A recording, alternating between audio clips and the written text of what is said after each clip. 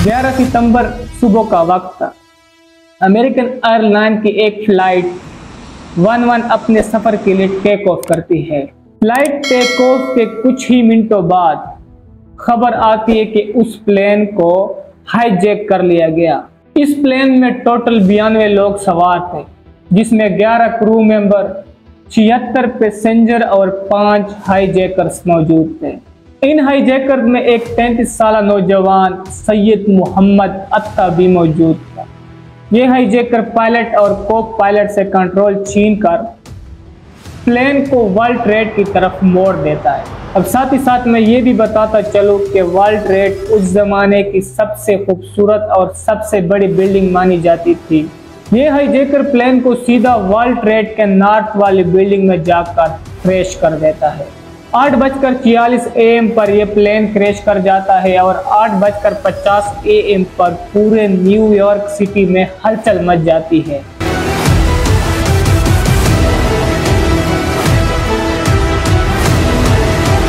यह खबर जैसे ही व्हाइट हाउस के chief of staff Andrew card को पता चलती है, वो उस दौर के प्रेसिडेंट जॉर्ज बुश को बता देते हैं। जॉर्ज बुश जैसे ये बात सुनते हैं, उनको एक बड़ा धचका लगता है। वो बोलते हैं कि ऐसे कैसे हो सकता है, कोई ये प्लेन क्रैश क्यों करवाएगा, जरूर इस पायलट को हार्ट अटैक आ गया होगा। Our collective response was, oh, what a horrible accident. The pilot must have had a heart attack. लेकिन शायद जॉर्ज बुश को यह पता नहीं था कि ये तो अब शुरुआत है, आगे आगे होता है क्या। उस वक्त जॉर्ज बुश किसी स्कूल के दौरे पर जा रहे होते हैं और वो अभी रास्ते में ही थे। इस प्लेन क्रैश के 17 मिनट बाद एक और खबर आती है। खबर ये आती है कि एक और प्लेन को हाईजैक कर लिया गया। अमेरिकन एयरलाइन की फ्लाइट 175 को भी वर्ल्ड ट्रेड की तरफ मोड़ दिया जाता है। इस प्लेन को भी हाईजैक कर सीधा वर्ल्ड ट्रेड के साउथ वाली बिल्डिंग में जाकर क्रैश कर देते हैं। दूसरा प्लेन, दूसरी बिल्डिंग। इस बार प्रेसिडेंट जॉर्ज बुश स्कूल पहुंच चुके होते हैं और बच्चों के साथ रीडिंग एक्सरसाइज कर रहे होते हैं।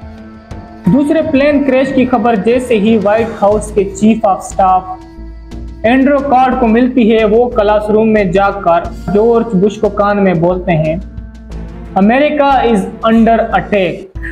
ये बात सुनकर जॉर्ज बुश के पैरों तले जमीन निकल जाती है, लेकिन वो फिर भी मजीद 7 मिनट तक एक्सरसाइज कंटिन्यू रखते हैं और इस बात को इग्नोर कर देते हैं। इन्हीं 7 मिनट के दरमियान पूरी दुनिया में खबर फैल चुकी होती है कि न्यूयॉर्क में 2 प्लेन क्रैश कर चुके हैं। दूसरे प्लेन क्रैश के चंद मिनटों बाद खबर आती है कि मजीद 2 और प्लेन हाईजैक हो चुके हैं। पहला प्लेन होता है अमेरिकन एयरलाइन की फ्लाइट 77, जिसमें 5 हाईजैकर्स मौजूद होते हैं। दूसरी प्लेन होती है अमेरिकन एयरलाइन की फ्लाइट 93, जिसमें 4 हाईजैकर्स मौजूद होते हैं। इन दोनों जहाज़ों को मोड़ दिया जाता है वाशिंगटन DC की तरफ। अभी साथ में मैं ये भी बताता चलूँ कि वाशिंगटन DC US का कैपिटल है।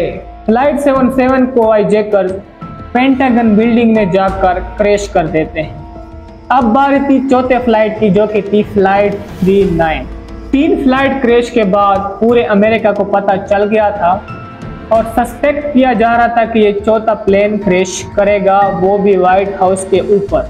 अब जैसे ही ये बात फ्लाइट 93 के पैसेंजर्स को पता चलती है कि ऑलरेडी 3 क्रैशेस हो चुके हैं और उनके फ्लाइट को भी हाईजैक कर लिया है, उन्होंने जल्द ही ये बात रियलाइज की कि हमारे प्लेन का भी क्रैश होगा और जल्द ही हम मौत के मुंह में जाने वाले हैं। तो क्यों ना इन हाईजैकर्स के अगेंस्ट लड़ाई की जाए। ये पैसेंजर हाईजैकर्स के साथ लड़ाई तो करते हैं, बट अफसोस बहुत देर हो चुकी होती है और ये फ्लाइट भी क्रैश कर जाता है। लेकिन इस बार ये प्लेन किसी बिल्डिंग में नहीं बल्कि एक खाली खेत में क्रैश कर जाता है, जिससे कई लोगों की जानें बच जाती हैं। सुबह के 10:30 बजने से पहले वर्ल्ड ट्रेड के दोनों टावर कोलैप्स कर चुके होते हैं। आग लगने की वजह से दोनों टावर जमीन पर गिर जाती हैं। इन सारे अटैक्स और क्रैश में करीब 3000 से ज्यादा लोग मारे जाते हैं और 6000 से ज्यादा लोग जख्मी हो जाते हैं।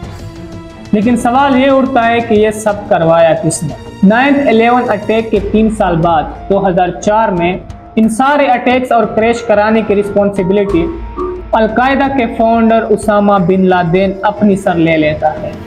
हमने अमेरिका से बदला लिया मुसलमानों के खिलाफ जुल्म करने का। अमेरिका हर उस मुल्क को सपोर्ट करता है जो मुसलमानों के साथ लड़ रहे होते हैं। उसामा बिन लादेन कहते हैं कि ये अटैक्स हमने अमेरिका को सबक सिखाने के लिए करवाए।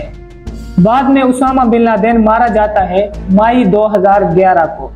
इसके बाद अमेरिका मुसलमानों पर जुल्म कम नहीं बल्कि और ज्यादा कर देता है। अमेरिका कहता है कि वो उसामा बिन लादेन का रिवेंज था और ये हमारा रिवेंज है। अमेरिका कई सदियों से ऐसा ही करता आया है। अमेरिका हमेशा उस मुल्क को सपोर्ट करता है जो मुसलमानों के साथ लड़ रहे होते हैं। मिसाल के तौर पर अब फलस्तीन और इजराइल को ही देख लो। अमेरिका ने इसराइल की बखूबी मदद की और ये सबको पता है।